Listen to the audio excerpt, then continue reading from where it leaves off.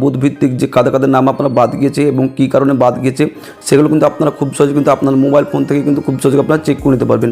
তো কীভাবে চেক করবেন সেই প্রসেসটি A to Z আপনাদেরকে এই ভিডিওটির মাধ্যমে কিন্তু আপনাদেরকে খুব সহজে দেখিয়ে দেবো।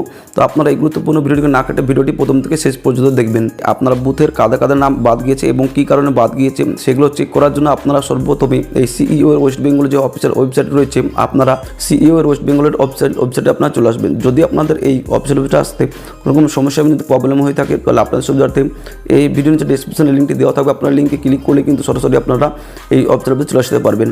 তো এই অফিসিয়াল ওয়েবসাইটে চলে আসার পর আপনাকে সর্বপ্রথম যে কাজটি করতে হবে, আপনারা এই অফিসিয়াল ওয়েবসাইটে চলে আসার পর আপনারা এখানে নিচের দিকে দেখবেন, এখানে দেখবেন একটি বক্স রয়েছে, সেই বক্সে লেখা রয়েছে লেটেস্ট নিউজ। আপনারা এই লেটেস্ট নিউজের বক্সে দেখবেন এখানে সর্বশেষ যেটা লেখা থাকবে এখানে দেখবেন PS wise ASDD list and minutes BLO and BLA meeting যে অপশানটি রয়েছে আপনারা এই লাস্টের দিকে এই অপশানে আমরা ক্লিক করবেন। আপনারা ক্লিক করতেই দেখবেন কিন্তু আপনার সামনে নতুন একটি পেজ, নতুন একটি ওয়েবসাইট কিন্তু আপনার সামনে ঠিক এরকমভাবে খুলে চলে আসবে। তো আপনারা এখান থেকে কিন্তু আপনার এলাকার আপনার বুথের কাদের নামগুলো বাদ গেছে এবং কী কারণে বাদ গেছে সেগুলো কিন্তু আপনারা খুব সহজে কিন্তু চেক করে নিতে পারবেন। তো তার জন্য আপনারা এই অফিসিয়াল ওয়েবসাইটের আপনার নিচের দিকে, আপনারা এই পেজের নিচের দিকে, ওয়েবসাইটের নিচের দিকে আপনারা চলে আসবেন।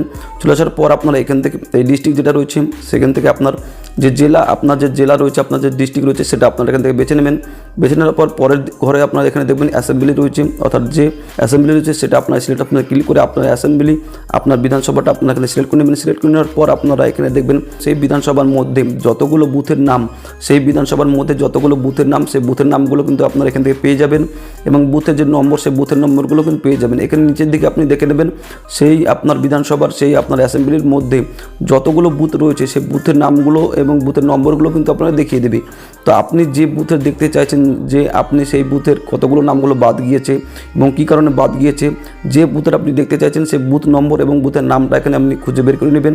বের করে নেওয়ার পর আপনি ডান দিকে এখানে দেখবেন যে ডাউনলোড যে অপশানটি রয়েছে, আপনারা এখান থেকে এই ডাউনলোড অপশানে ক্লিক করবেন। তো যখনই আপনার ডাউনলোড অপশানে ক্লিক করবেন সেই বুথের আপনার যে PDF, সেই PDF কিন্তু অটোমেটিকলি ডাউনলোড হয়ে যাবে এবং ডাউনলোড হয়ে যাওয়ার পর আপনার এখান থেকে কিন্তু আপনি দেখে নিতে পারবেন যে অসংখ্য কিন্তু আপনার যে ব্যক্তির, সেই ব্যক্তির পুরুষ এবং মহিলা এবং যাদের নামগুলো বাদ গিয়েছে সমস্ত কিছু ডিটেলস কিন্তু এখানে দেখিয়ে দেবে। তাদের যে এপিক নাম্বার, সেই এপিক নাম্বারগুলো দেখিয়ে দেবে, সম্পর্ক, বয়স A to Z কিন্তু দেখিয়ে দেবে এবং শেষে আপনাদেরকে দেখিয়ে দেবে যে কী কারণে বাদ গিয়েছে, তার ভোটার লিস্ট থেকে তার নাম কী কারণে বাদ গিয়েছে সেটাও কিন্তু এখানে দেখিয়ে নেবেন। আপনারা কিন্তু খুব সহজে কিন্তু এখান থেকে কিন্তু দেখে নিতে পারবেন যে আপনার বুথের কাদের নামগুলো বাদ গিয়েছে এবং কী কারণে বাদ গিয়েছে সেগুলো কিন্তু আপনার খুব সহজে কিন্তু এখান থেকে কিন্তু আপনারা দেখে নিতে পারবেন। তো বন্ধুরা, এই ছিল আপনাদের ভোটার লিস্ট থেকে কাদের নামগুলো বাদ গিয়েছে, SRA লিস্ট থেকে কাদের নামগুলো বাদ গিয়েছে এবং কী কারণে বাদ গিয়েছে এই নিয়ে ছোট্ট একটি আপডেট ভিডিও। যদি আপনাদের এই ভিডিওটি ভালো লাগে অবশ্যই লাইক করে দেবেন। ভিডিওটি উপকার আসলে অবশ্যই আমাদের বাংলা ইউটিউব চ্যানেলে সাবস্ক্রাইব করে পাশের বেল আইকনটি প্রেস করে অল নোটিফিকেশন করে রাখবেন।